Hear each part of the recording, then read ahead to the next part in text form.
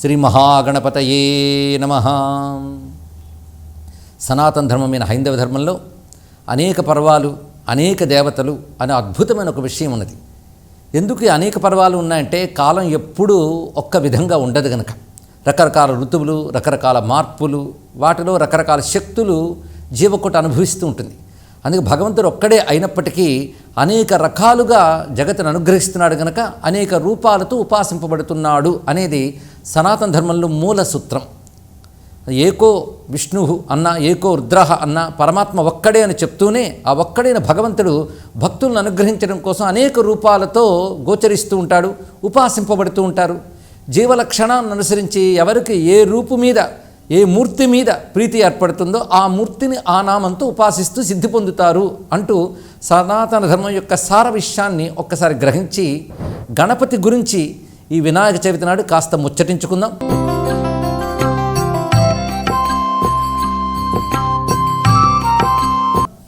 గణపతి అంటేనే గణము అంటే అనేకత్వం అనర్థం, పతి అంటే ఏకం అనర్థం. ఈ సృష్టి అంతా గణమే. ఎందుకంటే సృష్టి ఎప్పుడు ఒక రకంగా ఉండదు, అనేక రకాలుగా ఉంటుంది. అనేక రకాల జీవులు, అందులో మానవులు అనేక రకాలు, పశువులు, పక్షులు, గ్రహాలు, నక్షత్రాలు, ఇలా జగత్తంతా గణమయంగా గోచరిస్తూ ఉంటుంది. ఈ గణములు అనేకం అయినప్పటికీ కూడా వీటన్నిటికీ పతి అయిన ఈశ్వరుడు మాత్రం ఒక్కడే. ఈశావాస్యమిదం సర్వం అని చెప్పినట్లుగా గణము విశ్వము, ఈశ్వరుడు గణేశ్వరుడు అని చెప్పబడుతుంటాడు. ఈ గణములన్నింటిలో కూడా అంతర్యామిగా ఉంటూ నియమిస్తుంటాడు గనక అనేక గణముల్లో ఏకమయ్యున్న ఈశ్వరుడిని గణేశ్వరుడిని, గణపతి అని మనం ఉపాసన చేస్తూ ఉంటాం. ఆ గణపతి శుభస్వరూపుడు గనుక శివుడు, ఆయన సర్వవ్యాపకుడు గనుక విష్ణువు. ఇలాగ విష్ణు, శివ, గణపతి ఇవన్నీ కూడా ఒకే పరమేశ్వరుని యొక్క నామాలుగా వేద సంస్కృతి మనకు అందిస్తున్నది. అయితే ప్రత్యేకించి గణపతి అనగానే విఘ్న సంహారకుడు, సిద్ధిప్రదాత అని సామాన్యులకు కూడా స్ఫురిస్తూ ఉంటుంది. దేవత గురించి మాట్లాడేటప్పుడు రెండు రకాలు ఉంటారండి. సామాన్యంగా మనకి అభీష్టాన్ని నెరవేర్చే ఒకానొక శక్తివంతమైన వాడు అంటూ నమస్కరించే వాళ్ళు ఎక్కువ మంది ఉంటారు. ఆ నామం ఏమిటి, ఆ రూపం ఏమిటి, ఆ మహిమ ఏమిటి అని తెలుసుకునేటువంటి ఆలోచనాపరులు విశేషంగా మరికొందరు ఉంటారు. భగవంతుడు ఈ రెండు రకాల వాళ్ళని తృప్తిపరుస్తూనే ఉంటాడు. భక్తి కలిగి నమస్కరించే వారికి అభీష్ట సిద్ధులు ఇస్తూ ఉంటాడు. తెలుసుకుని ఆలోచించే జిజ్ఞాసులకి జ్ఞానాన్ని ప్రసాదించి క్రమంగా ముక్తిని కూడా అనుగ్రహిస్తాడు. అందుకే జ్ఞానులు, ఇటు సామాన్యులు కూడాను భగవంతుడిని అనేక రూపాలుగా కొలుచుకుంటూ ఉంటారు. భారతీయుల ప్రధాన పర్వాల్లో గణపతి చవితి ఏదైతే ఉన్నదో అది ఆసేతు సీతాచలం భక్తి శ్రద్ధలతో ఆరాధిస్తూ ఉంటారు. విశేషించి ఈ రోజున అంటే వర్షాలు పడుతున్నటువంటి భాద్రపద మాసంలో గణపతిని ఆరాధించే పద్ధతి ఒకలా ఉన్నది. ఎందుకంటే గణపతి మూర్తులు అనేకం గణేష్ ఆగమాల్లో కనబడుతుంటాయి. 10 చేతులు వాడు, 16 చేతులు వాడు, 4 చేతులు వాడు, 8 చేతులు వాడు, ఇలా వివిధ హస్తాలతో, అదేవిధంగా 5 వదనములు వాడు, 4 వదనములు వాడు, 3 వదనములు వాడైన గణపతి రూపాలు కూడా ఉన్నాయి. ఎర్రని రంగుతో ఉన్న అరుణవర్ణ గణపతి, శ్వేతవర్ణుడైనటువంటి శుక్ల గణపతి, ఇలాంటి అనేక గణపతి రూపాలు కూడా మనకు కనబడుతూ ఉంటాయి. ఇలాగా వివిధ వర్ణములతో, వివిధములైన ఆకృతులతో గణపతి ఉపాసనా విధానాలు శాస్త్రాల్లో గోచరిస్తున్నాయి. పైగా ఒక్కొక్క మహర్షి తపస్సుకి ఒక్కొక్క ప్రయోజనాన్ని అనుగ్రహించడం కోసం ఒక్కొక్క మూర్తిగా భగవంతుడు తనను తాను ప్రకటించుకున్నాడు. అలా ఏ మహర్షి ఏ మూర్తిని దర్శించాడో ఆ మూర్తిని వర్ణించాడు, ఆ మూర్తి మంత్రాన్ని అనుగ్రహించాడు. ఆ మంత్రాన్ని జపం చేసేవారికి కూడా ఆ మూర్తి కటాక్షం లభిస్తుంది. ఇలాగా గణపతి మూర్తులు మనకు అనేకం ఆగమాల్లో కనబడుతున్నాయి. కొన్ని చోట్ల షోడశ గణపతులు, కొన్ని చోట్ల 32 గణపతులు అంటే 16 గణపతులు, 32 గణపతులు కనబడుతున్నాయి. 56 గణపతుల గురించి కాశీక్షేత్రంలో వర్ణించారు. ఇలా అనేక రూపాలతో ఉన్నటువంటి ఒకే స్వరూపం గణపతి. అయితే గణపతి గురించి ఆగమాలు ఏం చెప్తున్నాయంటే వేదమునందు ఓంకారం ఎలాగో దేవతల్లో గణపతి అలాగా అని చెప్తున్నారు. ఇది ఒక అద్భుతమైన అంశం, సమన్వయించి చూసుకోవలసినటువంటిది. వేదముల్లో మంత్రములు కొన్ని కోట్లు ఉన్నాయి. అన్ని మంత్రములకు ప్రధానం మాత్రం ఓంకారం. ఓంకారం ముందు పలికే తర్వాత మంత్రములన్నీ చెప్పాలి. ఓంకారం లేనిది మంత్రానికి జీవం లేదు, ప్రాణం లేదు అని చెప్తారు. అలాగే మంత్రములు గణములైతే ఓంకారం గణపతిగా ఉంది గనక ఓంకారమే గణపతి అని ప్రసిద్ధి చెందినటువంటి సంప్రదాయ వచనములు మనకు గోచరిస్తూ ఉంటాయి. ఓంకారమాద్యం ప్రవదంతి సంతః గజాననం దేవగణానతాంఘ్రిం అంటూ ప్రసిద్ధి చెందిన శ్లోకవాంగ్మయం మనకు గోచరిస్తున్నది.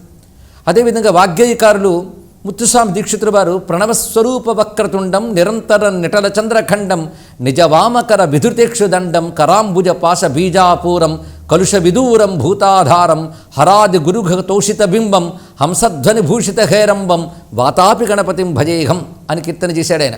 అందులో ప్రణవస్వరూపుడు ఓంకార స్వరూపుడు అని దర్శించాడు ఆయన. ఇలా అనేక మంది భక్తులు మహర్షులు గణపతిని ఉపాసన చేస్తారండి.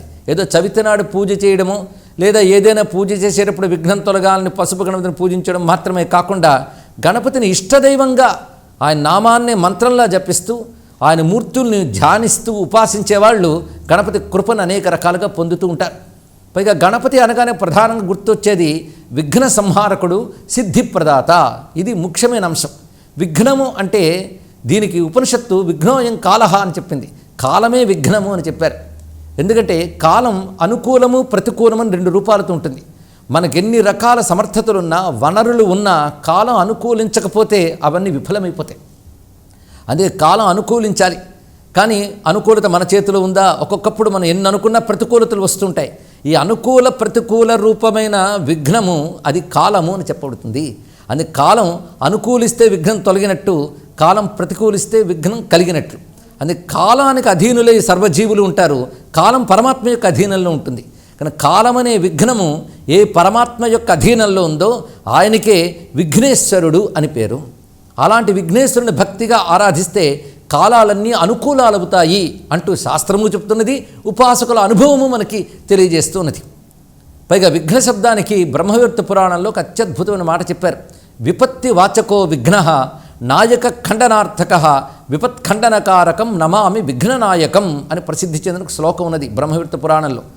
విఘ్నము అంటే విపత్తి అని అర్థంట. అంటే విపత్తులు ఆపదలకు విఘ్నం అని పేరు. విఘ్న నాయకుడు అంటే ఆపదలను తొలగించువాడు, విపత్తులను తొలగించువాడు అని అర్థం. పైగా గణపతి మూర్తిని మనం తలుచుకుంటేనే ఏనుగు వదనంతో ప్రకాశిస్తుంటాడు, మానవ దేహంతో గోచరిస్తుంటాడు. దీని గురించి కూడా ఒక రమ్యమైన సంకేతవాదం ఉన్నది. భారతదేశంలో అనగా సనాతన ధర్మంలో దేవత ఉపాసనలో అద్భుతమైన సాంకేతిక మార్మిక తాత్విక విశేషాలు దాగి ఉంటాయి. ఇది తెలుసుకోవాల్సినది. ఒక్కొక్క దేవతామూర్తి ఒక్కొక్క విధంగా కనబడుతుంది. ఎక్కడైనా ఏనుగు వదనంతోనో సింహవదనంతో ఎవరైనా ఉంటారండి అంటే ఎక్కడ ఉండరు గనక దేవతలు మాత్రమే ఉంటారు. సామాన్యమైన రూపాలు కావివి, అవి ఋషులు గోచరించినటువంటివి. కానీ గణపతి యొక్క వదనము ఓంకార వదనము అని చెప్తారు. ఆ ఓంకారమే గజవదనంతో సాక్షాత్కరించింది. పైగా సృష్టి ఆది అందే బ్రహ్మదేవుడు ఓంకారాన్ని ధ్యానిస్తూ ఉంటే ఓంకారం ఒక ఆకారం ధరించి కనిపించిందిట. అది గజవదనంతో గోచరించింది. ఆ స్వరూపం మొత్తాన్ని వర్ణిస్తూ ఆగమాలు ఎలా చెప్తున్నాయంటే ఆయన పాదము అకారము, ఉదరము ఉకారము, మకారము శిరస్సు అని వర్ణించాయి. అలా గణపతి స్వరూపం మొత్తం ఓంకారమే, కేవలం వదనం మాత్రమే కాకుండా కానీ ఓంకారం యొక్క ఆకారమే గణపతి అని ఒక అద్భుతమైన అన్వయం మనకి గణేశ పురాణంలో, బ్రహ్మ వైవర్త పురాణంలో, స్కాంద పురాణంలో గోచరిస్తున్నది. ఈ విషయమే గణేశ తాపిని ఉపనిషత్తులో కూడా గోచరిస్తుంది. అలాంటి గణపతి ప్రధానంగా ఒక్కొక్క తిథిని ఒక్కొక్క విధంగా ఉపాసనకు వాడతారు. అందులో చవితి అనేది అంటే చతుర్థి అంటారు. ఇది గణపతి పూజకు చాలా ప్రధానం. గణపతి భక్తులు ప్రతి మాసంలో వచ్చే 2 చవితులు విశేషంగా గ్రహించి ఉపాసన చేస్తారండి. ఈ చవితి వ్రతాలు పురాణాల్లో అనేకం చెప్పబడ్డాయి. వారి ఓపికల కొద్దీ ఈ చవితి వ్రతాలు చేయవచ్చు. ప్రతి మాసంలో కూడా శుక్ల చవితిని వరదా చవితి అంటారు, కృష్ణ చవితిని సంకష్టహర చవితి అంటారు. ఇక్కడ అంటే కృష్ణపక్షం బహుళపక్షంలో వచ్చేదాన్ని సంకష్టహర చతుర్థి అంటారు. అంటే ఆ చతుర్థి నాడు కానీ గణపతిని ఆరాధిస్తే కష్టాలు తొలగుతాయి. శుక్ల చవితి నాడు కానీ ఆరాధిస్తే ఇష్టాలు లభిస్తాయి. ఇష్టాలు లభించేదాన్ని వరద అంటారు, కష్టాలు తొలగడాన్ని సంకష్టహర చతుర్థి అంటారు. బ్రహ్మదేవుడికి సృష్ట్యాదియందు మొట్టమొదట కనిపించిన ఓంకార రూపుడైన గణపతి కృష్ణ చతుర్థి నాడు గోచరించాడు కనుక కృష్ణ చవితులన్నీ సంకష్టహర చవితులు అని చెప్పబడతాయి. ఆ ఓంకార స్వరూపుడైన గణపతి పార్వతీ పరమేశ్వరుల యొక్క దాంపత్యాన్ని గుర్తుగా వారి యొక్క సమైక్య రూపంగా భాద్రపద శుక్ల చవితి నాడు ఆవిర్భవించాడు కనుక ఆ భాద్రపద శుక్ల చవితి గణేశుడు ఆవిర్భవించినటువంటి చవితిగా ఆయన యొక్క పుట్టినరోజు పండుగగా చేసుకుంటారు. దీని గురించి ఏ విధంగా చెయ్యాలో కూడా శాస్త్రం చెప్తున్నదండి. భాద్రే మాసే సితే పక్షే గణేశం పూజయే నరః మూర్తిం మహీమయీం కృత్వా గణేశస్య చతుర్భుజం. ఇది ప్రసిద్ధి చెందినటువంటి గణేశ పురాణంలోని ప్రమాణ వాక్యం. అంటే గణపతి మూర్తిని ఎలా ఆరాధించాలో ఇందులో స్పష్టంగా చెప్తున్నారు. ఇక్కడ మూర్తిం మహీమయీం కృత్వా అన్నారు. అంటే మట్టితో చేసిన గణపతిని ఆరాధన చేయాలి. అది కూడా చతుర్భుజాలు కలిగినటువంటి గణపతిని ఆరాధన చేయాలి. ఏ మట్టి అయితే నీటిలో సులభంగా కరిగిపోతుందో అటువంటి మట్టి. పైగా వర్షాకాలంలో ఆ మొలకలు వచ్చినటువంటి భూమి సస్యోత్పత్తికి సిద్ధమవుతున్నటువంటి కాలంలో గణపతి చవితి వస్తుంది. భారతీయుల పండుగలన్నీ ప్రకృతిని పైన ఉన్నటువంటి జ్యోతిర్మండలాన్ని ఆధారం చేసుకుని వస్తాయి. ఇది ముఖ్యమైన అంశం. ఆ ప్రకృతిలో వచ్చే మార్పుల్లో భగవచ్ఛక్తి ఒక్కొక్కప్పుడు ఒక్కొక్క విధంగా గోచరిస్తుంది కనుక భారతీయుల పండుగలన్నీ ఒకలా ఉండవు. ఒక్కొక్క మాసంలో ఒక ప్రత్యేకత, ఒక ఋతువులో ఒక ప్రత్యేకత, ఒక్కొక్క పండుగలో ఒక ప్రత్యేకత. అందుకే భగవంతుడు అనేకమైనప్పటికీ కూడా భక్తులను అనుగ్రహించడం కోసం ఆయన రూపములు మనం గోచరిస్తూ ఉంటాయి. కనుక ఒకడే ఆయన భగవంతుడు అనేక రూపాలుగా గోచరిస్తాడు కనుక భగవంతుడిని అనేకము అంటాం, ఏకము అంటాము. కానీ ఏకమైన నిరాకారమైన తత్వమే అనేక రూపాలతో గోచరిస్తూ ఉంటుంది. ఈ గణపతికి సంబంధించిన నామాల్లో కూడా విఘ్ననాయకుడు గనక వినాయకుడు అని పేరు. అలాగే వినాయకుడు అంటే వినయనం అంటే తీర్చిదిద్దుట అని అర్థం. నాయకత్వ లక్షణాలన్నీ గణపతిలో కనబడతాయండి. అందుకే ఆయన గణనాయకుడు అయ్యాడు. ఇక్కడ విశ్వగణనాయకుడు, విశ్వం అనే గణానికే ఆయన నాయకుడు. నాయకుడికి ఉండవలసిన లక్షణం ఏంటంటే తనను అనుసరించే వారిని తీర్చిదిద్దాలి, నడిపించాలి. ఆ తీర్చిదిద్దడాన్నే వినయనం అంటారు. ఎవరైతే గణపతిని భక్తిగా ఆరాధిస్తారో వారి బుద్ధిని తీర్చిదిద్దుతాడు, వారి బుద్ధికి సరైన ఆలోచన స్ఫురింపజేస్తాడు, వారి కార్యాలు చక్కగా ఆరంభించేటట్టు చేస్తారు. ఆరంభించిన కార్యాల్లో ప్రతికూలతలు తొలగించి అనుకూలతలు కలిగించి సంకల్పం మొదలుకునే సాఫల్యం వరకు సర్వసిద్ధుల్ని ప్రసాదనం చేస్తాడు కనుక ఆయనకి వినాయకుడు అని పేరు వచ్చినది. వినాయక శబ్దానికి తీర్చిదిద్దువాడు, నడిపించువాడు అని అర్థం చెప్పుకుంటూ విశిష్టమైన నాయకుడుగా వినాయకుడు. ఎందరో నాయకులు ఉండొచ్చు కానీ ఆ నాయకులకే నాయకుడండి. దేవతలకో నాయకుడు ఉంటాడు. అదేవిధంగా దేవతల్లో కూడా ఇంద్రుడు తూర్పు దిక్కుకు నాయకుడు, యముడు దక్షిణ దిక్కుకు నాయకుడు, అలాగే దిక్పాలకులు నాయకులు, గ్రహ నాయకులు ఉంటారు, లోకనాయకులు ఉంటారు. కానీ నాయకులందరికీ నాయకుడైన వాడు తనకెవడు నాయకుడు లేనివాడెవడో అతను వినాయకుడు అన్నారు. విశిష్ట నాయకుడు, విగత నాయకుడు కూడా వినాయకుడు అన్నారు. అలాగే విఘ్నేశ్వరుడు అంటున్న స్వామిని విఘ్నేశ్వరుడు అని కూడా కొందరు అన్నారండి. విఘ్నుడు అంటే జ్ఞాని అని అర్థం. జ్ఞానులందరికీ ప్రభువు గనక ఆయన విఘ్నేశ్వరుడు, జ్ఞానానికి అధిపతి గణపతి అని కూడా శాస్త్రంలో చెప్తున్నారు. అందుకే గణపతిని పిల్లలు కూడా ఆరాధిస్తారు, ఎందుకంటే ఆయన బుద్ధికి దైవం అని చెప్పబడుతున్నది. ఇది వేదంలో ప్రధానంగా బ్రహ్మణస్పతి, బృహస్పతి, గణపతి ఈ మూడు ఒకే దైవాన్ని ఉద్దేశించి చెప్పారు. అంటే దేవతలకు కూడా ఆచార్యుడైనటువంటి ఏ పరమేశ్వరుడు ఉన్నాడో ఆయనే బ్రహ్మణస్పతి, ఆయనే బృహస్పతి, ఆయనే గణపతి. అందుకే బ్రహ్మణాం బ్రహ్మణస్పత ఆనశృణ్వన్నూతి భిస్సీత సాధనం అంటూ ఋగ్వేద మంత్రం మనకు చెప్తున్నది. బ్రహ్మణస్పతి అంటే వేదమంత్రములకు ప్రభు అయినవాడు. గణపతి అంటే దేవగణములకు భూతగణములకు ప్రభు అయినవాడు. భూతము అంటే ప్రాణం అని అర్థం. ప్రాణులందరికీ ప్రభు అయినవాడు గనక గణపతి. అదేవిధంగా మంత్రములకు ప్రభు అయినవాడు గనక ఆయన బ్రహ్మణస్పతి. బుద్ధులకు కూడా ప్రభు అయినవాడు, వాక్కులకు ప్రభు అయినవాడు గనక బృహస్పతి అని అర్థం. ఈ బృహస్పతి, బ్రహ్మణస్పతి, గణపతి అయినటువంటి స్వామి జ్ఞానానికి ప్రతీక. అందుకే బుద్ధికి దేవుడు గణపతి అన్నారు. ఇప్పుడు ఎన్ని రకాలుగా మనకు తెలుస్తున్నది. కాలానికి ప్రభువు గనక ఆయన విఘ్నపతి, బుద్ధికి ప్రభువు గనక ఆయన బ్రహ్మణస్పతి, బృహస్పతి అని చెప్పబడుతున్నాడు. అందుకే గణపతి ఆచార్యావతారం గనకనే తెలుగులో ఒక మంచి పద్యమున్నది. తోరపు బొజ్జయు వామహస్తమున్ అని నమస్కారం చేస్తూ తొండము నేకదంతమును తోరపు బొజ్జయు వామహస్తమున్ మెండుగు మ్రోయు గజ్జలను మెల్లని చూపులు మందహాసమున్ కొండకు గుజ్జు రూపమును కోరిన విద్యలకెల్ల నొజ్జవై ఉండెడి పార్వతీ తనయ ఓయి గణాధిప నీకు మృక్కెదన్ అంటారు. అక్కడ కోరిన విద్యలకెల్లా వజ్జవై అన్నారు. వజ్జ అంటే గురువు, ఉపాధ్యాయుడు అర్థం. సర్వ విద్యలకు ప్రభు అయినటువంటి వాడు. అందుకే బాలురు మొదలుకుని పెద్దల వరకు గణపతిని ఆరాధన చేసి బుద్ధిశక్తిని జాగృతపరుచుకుంటారు. పైగా ఆ బుద్ధిశక్తిలో ఏకాగ్రత చాలా ప్రధానం. ఆ ఏకాగ్రత తత్వమే గణపతిలో మనకు గోచరిస్తుంటుంది. ఆ కారణం చేతనే విశ్వమంతా ప్రదక్షిణ చేసి రావాలి అన్నప్పుడు గణపతి చాలా సులభంగా పార్వతీ పరమేశ్వరుల చుట్టూ తిరిగి వచ్చి విశ్వ ప్రదక్షిణ చేశానన్నాడు. అది తెలివండి ఇక్కడ. అంటే కష్టపడి చేయాల్సిన పనిని తెలివితేటలతో సులభంగా సాధించడం ఏదైతుందో అది గణపతి లీలలోనే మనకు కనబడుతుంది. అందుకే పురాణాల్లో చెప్పే కథలు, లీలలు అవి ఒక తత్వానికి సంకేతంగా మనకు గోచరిస్తుంటాయి. పై గణపతి మూర్తిలో ఒక విశేషమైన కథ ఉన్నది. ఆయన మొట్టమొదటి బ్రహ్మదేవుడికి కనబడినప్పుడే ఏనుగు వదనంతో కనబడ్డట. తర్వాత అనేక పర్యాయాలు గణపతి ఆవిర్భవించినట్టు మనకు కథలు కనబడతాయి. ఒకప్పుడు పార్వతీదేవి తన ఒంటి నలుగుతో ఒక మూర్తిని తయారు చేస్తే శివుడు ఆ శిరస్సు ఛేదించి తర్వాత ఏనుగు వదనం పెట్టాడన్న కథ చాలామందికి తెలుసు. కానీ ఇంకా తెలియని కథలు చాలా ఉన్నాయి. అనేక పర్యాయాలు గణపతి ఆవిర్భవించినప్పుడు ఆయన మానవ వదనంతో వచ్చిన మళ్ళీ ఏనుగు వదనంతో ఏదో విధంగా వచ్చేటట్టు చేస్తాడు. ఒక్కొక్కసారి ఒక్కొక్క కథ చూపించారు. ఎందుకు ఇన్ని కథాభేదాలు అంటే అన్ని మార్లు గణపతి ఆవిర్భవించాడు, అనేక పర్యాయాలు ఆయన తనను తాను వ్యక్తపరుచుకుని ఆ కాలంలో లోకానికి కలిగిన విఘ్నాలు తొలగించాడు. అలాగే వివిధ పర్యాయాలు అవతరించినటువంటి గణపతి యొక్క రూపాలని వివిధ విధాలుగా పురాణాలు వర్ణించాయి. అంతేగాని ఒకదానికొకరు విరుద్ధం కాదు. వివిధ సందర్భాల్లో గణపతి వచ్చాడు. ఎప్పుడొచ్చినా కూడా ఆయన మానవ రూపంలో వచ్చిన వెంటనే ఏనుగు ముఖం ఎలాగోలో తెచ్చుకుంటాడు. దీని అర్థం ఏంటంటే ఆయన స్వతసిద్ధంగా ఏనుగు వదనంతోనే మొదటున్నాడు. అందుకే ఎలా అవతరించినా మళ్ళీ ఏనుగు వదనం తీసుకొస్తాడు. ఈ కథలో సంకేతం మరొకటి కనబడుతున్నది. అమ్మవారు కంఠం నుంచి పాదం వరకు ఉన్నటువంటి రూపాన్ని ఇస్తే అయ్యవారైన శివుడు తలపై ఉన్న రూపాన్ని ఇచ్చాడు. దీన్ని బట్టి చూస్తే గణపతిని చూస్తే అమ్మ అయ్య ఇద్దరూ గుర్తుకొస్తారని.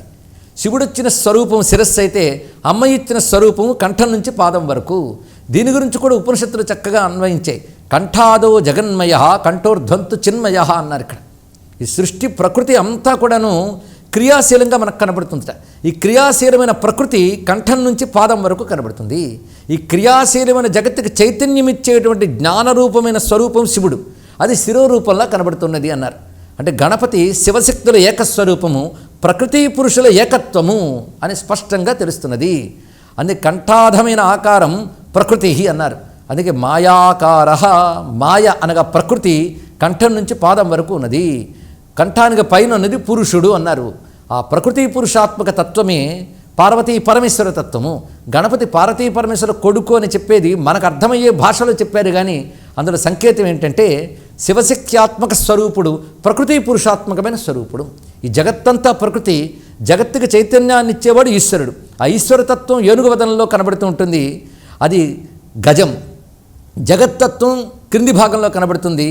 ఆ గజమే జగమై. ఈ రెండు మనం చూస్తే జగ గజ అనేటువంటి విషయంలో గజవదనం ఈశ్వరతత్వం, జగత్స్వరూపం కంఠం నుంచి పాదం వరకు. ఈ రెండూ కలిపి ప్రకృతి పురుషాత్మకమైన తత్వంగా మనం ఆరాధన చేస్తున్నాం.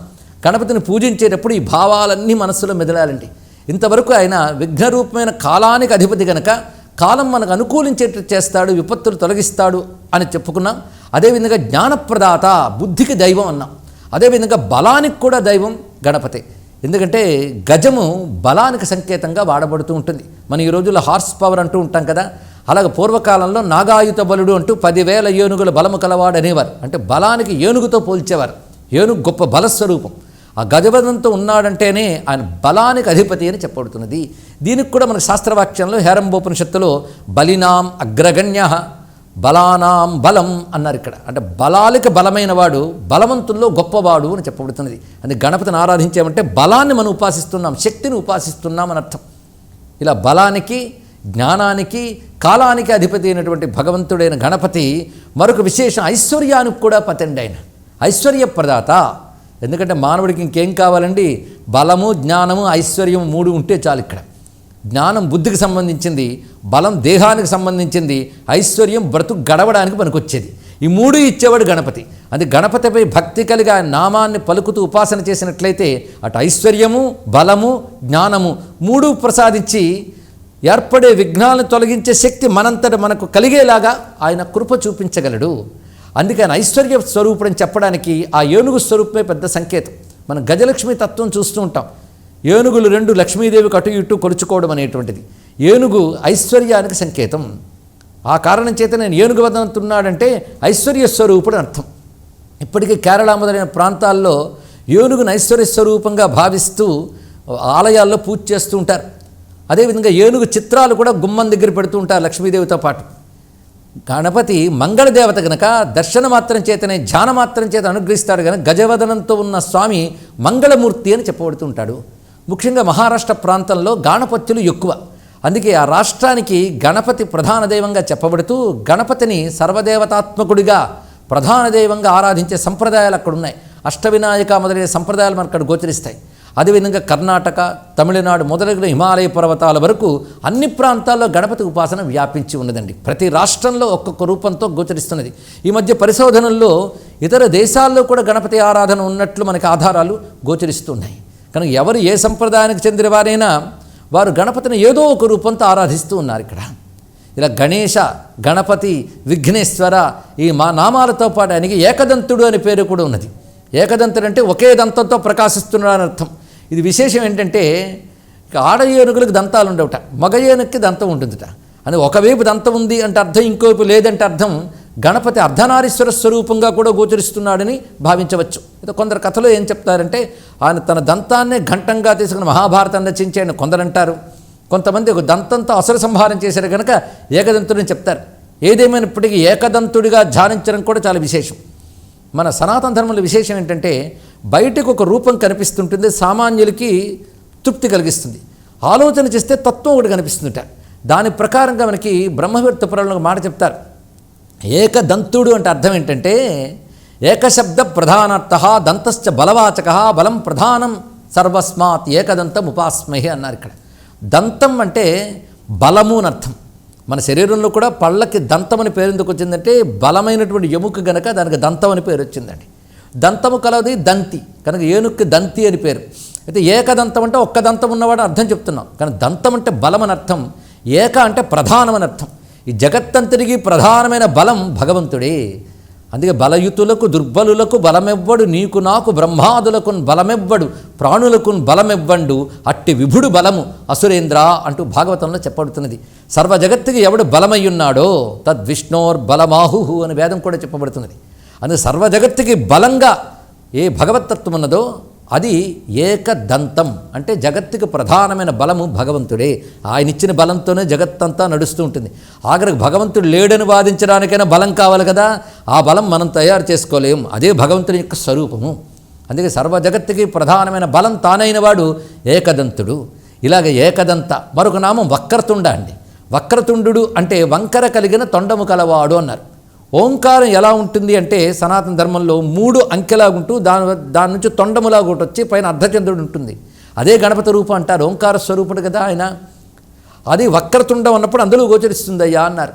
వంకర కలిగిన తొండము రూపముతోనే ఆయన బ్రహ్మదేవుడికి సాక్షాత్కరించి సృష్టికి సంబంధించిన విఘ్నాలు తొలగించాడు అంటూ స్కాందపురాణం చెప్తున్నది. అదే విషయం గణేశ తాపిని ఉపనిషత్తులో కూడా చెప్పబడుతున్నదండి. ఆ కనబడిన స్వరూపాన్ని వక్రతుండ మహాకాయ సూర్యకోటి సమప్రభ నిర్విఘ్నం కురుమేదేవ సర్వకార్యేషు సర్వదా నమస్కరిస్తూ ఉంటారు. అక్కడ వక్రతుండు వంకర కలిగిన తొండము కలవాడు అని అర్థం.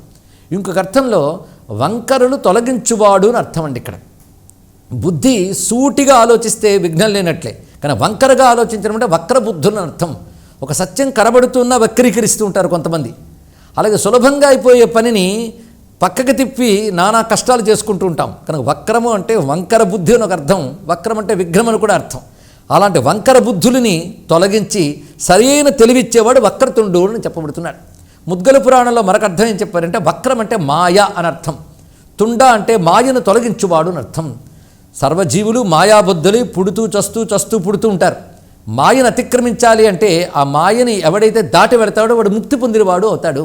మాయని దాటాలంటే భగవంతుడు అనుగ్రహం కావాలి.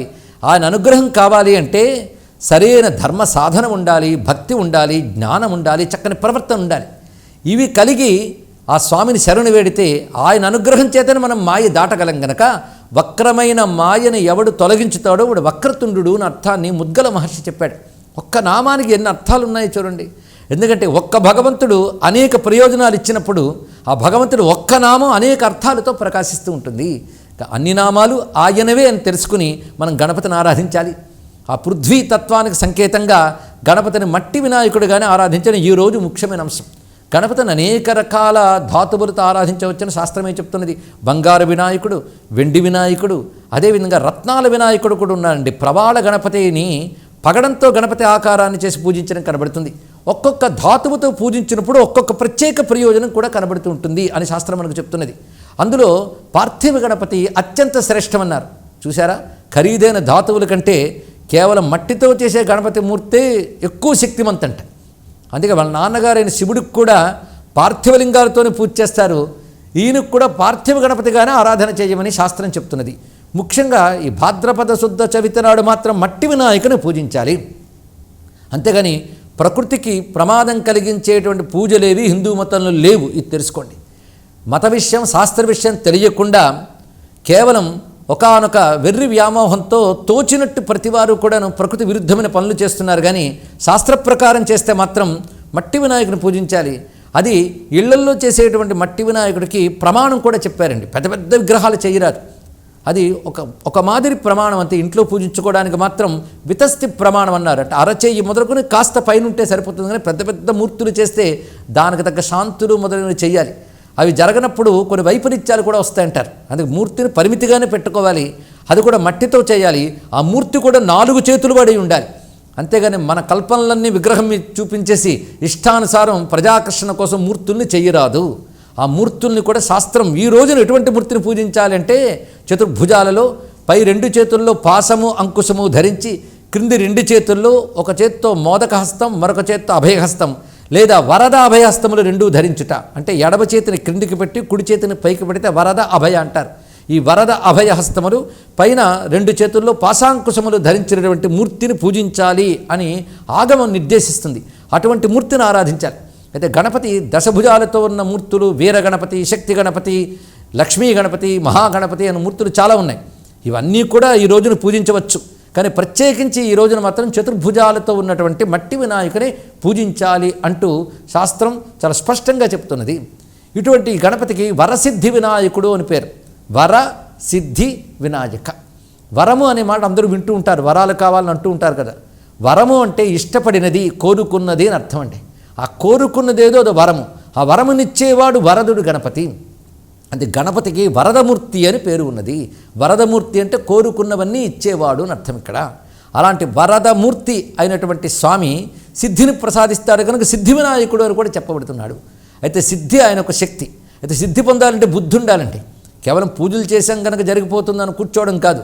పూజ చేయడం వల్ల మన సంకల్పానికి ఒక బలం వస్తుంది, మన ప్రయత్నం మరింత గొప్పగా జరుగుతుంది.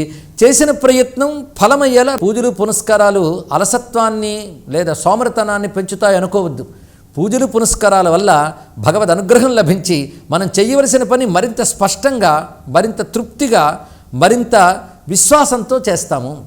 అది అనుకూలించేటట్టు చేసేటువంటి ప్రకృతిలో ఉన్న భగవచ్ఛక్తి గణపతి అని చెప్పబడుతున్నాడు. అదే సిద్ధి వినాయకుడు అని ఆరాధింపబడుతూ ఉంటాడు. ఈ వరసిద్ధి వినాయక మూర్తి భారతదేశంలో అనేక క్షేత్రాల్లో కనబడుతున్నది. ముఖ్యంగా ముంబై నగరంలో సిద్ధి గణపతి ప్రసిద్ధిగా ఉన్నాడు. అదేవిధంగా మన తెలుగునాట కాణిపాక్ గణపతి మొదలుకొని అనేక గణపతులు మనం కొలుచుకుంటూ ఉంటాం. వివిధ ప్రాంతాల్లో అనేక రకాల గణపతి ఆలయాలు, స్వయంభూ మందిరాలు ఉన్నాయి. వీటన్నిటి గురించి పురాణాల్లో అద్భుతమైన కథలు కూడా కనబడుతుంటాయి. భగవంతుడు భక్తులను అనుగ్రహించడం కోసం వివిధ సందర్భాల్లో వివిధ మూర్తులుగా వ్యక్తమవుతూ ఉంటాడు. అలా వ్యక్తమైన క్షేత్రాలు చాలా చాలా కనబడుతున్నాయి. అలా గణపతి హేరంబ గణపతి అనే మూర్తి ఉన్నదండి. ఈ హేరంబ గణపతి సింహవాహనంపై కూర్చుని ఉంటాడు. 5 శిరస్సులతో ఉంటాడు ఆయన. అంటే 5 గజపతి వదనాలతో ప్రకాశిస్తూ ఉంటాడు. 10 చేతులతో ఉంటాడు. దివ్యమైన మూర్తి ఇది. పైగా తెల్లగా ప్రకాశిస్తాడట హేరంబ గణపతి. ఆయన స్వరూపాన్ని వర్ణించారు. ఈ హేరంబ గణపతి పంచముఖుడైన శివుడు ధ్యానం చేస్తుంటే ఆయన హృదయంలోంచి వ్యక్తమయ్యాడని గణేష్ పురాణం చెప్పబడుతున్నది. అందుకే పంచవదనాలతో ఉంటాడు ఆయన. హేరంబ అనే మాటకు కూడా దీనపాలకుడు అని అర్థం. దీనార్థవాతకు హేశ్చ రంభ పాలకవాచక అని చెప్పారు ఇక్కడ. దీనపాలకుడు అంటే ఎవరు అసహాయులో, ఎవరు వేదనతో ఉంటారో వారి మృక్కులు విని అనుగ్రహిస్తాడు. దీనబాంధవుడు, అసహాయం ఆదుకునేవాడు కనుక హేరంబుడు నాకు అర్థం. అలాగే హేరంబ శబ్దానికి మరొకర్థం హేశ్చ ఈశ్వర సన్నిధవు రంభతి క్రీడితీతి హేరంబ అన్నారు. అంటే శివపార్వతుల సన్నిధిలో ఆడుకుంటూ తిరిగేవాడిని హేరంబుడు అనే మాటతో చెప్పారు. అందుకే హేరంబుని అనుగ్రహం ఉంటే శివపార్వతుల దయ కూడా లభిస్తుందండి. ఈ విధంగా హేరంబ గణపతి, ఏకదంత గణపతి, విఘ్న గణపతి, వక్రతుండ గణపతి, సిద్ధి గణపతి, వరద గణపతి, సంకష్టహర గణపతి అని అనేక మూర్తులుగా మనం గణపతిని కొలుచుకుంటూ ఉన్నాం. ఏ మూర్తులుగా ఆరాధించినప్పటికీ కూడా గణపతి ఒక్కడే వివిధ విధాలుగా వ్యక్తమవుతున్నాడు అని పురాణాల ఆధారంగా, శాస్త్రాల ఆధారంగా మనం చెప్పుకుంటున్నాం. ఈ గణపతి గురించి వాగ్గేయకారులు కూడా అనేక విధాలుగా గానం చేశారు. త్యాగరాజస్వామి వారు శ్రీ గణపతిని సేవింపరారే శ్రితమానవులారా అనే కీర్తనలో నృత్య గణపతిని చూపిస్తారండి. ఇక్కడ వివిధ గతుల ధిత్తళాంగుమని వెడలిన శ్రీ గణపతిని సేవింపరారే వాగాధిపాది సుపూజల గైకొని బాగా నటింపుచు అంటూ త్యాగరాజస్వామి వారు గణపతివి అనేక రకాల కీర్తనల్లో ఒక కీర్తన ఇప్పుడు మనం చెప్పుకున్నాం. అదేవిధంగా శ్రీగణనాథం భజామ్యహం శ్రీకరం చింతితార్థ ఫలదం అని మరొక కీర్తనలో కూడా కీర్తించారు. గణపతిపై ఎక్కువ కీర్తనలు రచించిన వారిలో ముత్తుస్వామి దీక్షితుల వారు ప్రసిద్ధిగా చెప్పదగిన వారు. వారి సంస్కృతంలో గణపతి యొక్క అనేక మంత్రమూర్తుల్ని కీర్తనలుగా రచించారు. వాతాపి గణపతిం భజేహం చాలా ప్రసిద్ధిగా ఉన్నది. అదేవిధంగా మహాగణపతిం మనసా స్మరామి అనే కీర్తన కూడా ఉన్నది. ఇంకా గణపతులు ఉచ్చిష్ట గణపతి అని ఒక స్వరూపం ఉందండి. ఉచ్చిష్టము అంటే అర్థం ఏంటంటే ఎంగిలి అని అర్థం. ఉచ్చిష్ట గణపతి అంటే ఎంగిలి గణపతి అని అర్థమా అంటే అద్భుతమైన అన్వయం దీనికి కనబడుతున్నది. మనం ఏది మాట్లాడినా అక్షరాలన్నీ నోటి నుంచే వస్తాయి. నోటి నుంచి బయటకు వచ్చేదంతా ఇంగిలేగా, కానీ అక్షరములే ఉచ్చిష్టములు. అక్షరపతే ఉచ్చిష్ట గణపతి అన్నారు. అక్షరాలకి నాయకుడు ఉచ్చిష్ట గణపతి అని అద్భుతమైన విషయం చెప్పారు. ఎందుకంటే మనం ఒక 10 మాట్లాడామంటే ఎన్ని అక్షరాలు అందులో కలిసి ఉంటాయి. అక్షరములన్నీ గుంపులుగా కలుస్తాయి కదా, గుంపులకే గణమని పేరు. అది అక్షర గణములకు పతి అయినటువంటి నాదమూర్తి ఎవడో అతడు ఉచ్చిష్ట గణపతి అని కీర్తింపబడుతూ ఉంటాడు. ఈ ఉచ్చిష్ట గణపతి గురించి కూడా కీర్తనలు రచించారు ముత్తుస్వామి దీక్షితుల వారు. మంత్రశాస్త్రంలో ఉచ్చిష్ట గణపతి ఉపాసన ఉందండి. ఈయన విద్యాస్వరూపుడు. ఒక చేత్తో వీణ పట్టుకుని ఉంటాడు, మిగిలిన 3 చేతులు మీద ఆయుధములు ధరించి ఉంటాడు. ఇది కాక క్షిప్ర గణపతి అని మరొక మూర్తి ఉన్నది. క్షిప్ర గణపతి అంటే వెంటనే అనుగ్రహించు స్వామి అని అర్థం. దీనికో మంత్రం, దానికో మూర్తి కనబడుతుంటుంది. ఆయన తన చేతిలో కల్పలత చేత్తో పట్టుకుంటాడు, మరొక చేత్తో దంతం పట్టుకుంటాడు, పై 2 చేతుల్లో పాశాంకుశములు ధరించి ఉంటాడు, తన తుండమునందు బీజాపూర ఫలం అంటే దానిమ్మకాయ దాల్చి ఉంటాడు అని వర్ణించారు. ఇలా ఒక మూర్తిని ధ్యానించి ఆ పేరు అనగానే ఒక ఫలం లభిస్తుంది. షోడశ గణపతుల్లో ఈ మూర్తి స్వరూపాన్ని కూడా చెప్పారు. ఇలాగ నృత్య గణపతిని చెప్పుకున్నాం, క్షిప్ర గణపతిని, హేరంబ గణపతిని, విఘ్న గణపతిని, సిద్ధి గణపతిని చెప్పుకున్నాం. ఇంకొకటి వీర గణపతి. గణపతి ప్రతాపమూర్తి అండి. ఆయన ప్రచండ స్వరూపుడు. అసుర సంహారం చేసిన గణపతి మూర్తులు ఎన్నో మనకి పురాణాల్లో వర్ణించారు. దేవాంతక నరాంతక అని 2 రాక్షసులను సంహరించిన కథ కూడా కనబడుతుంది. అలా సింధురాసురుడైన ఒక రాక్షసుని సంహరించినట్లు కూడా గోచరిస్తుంది.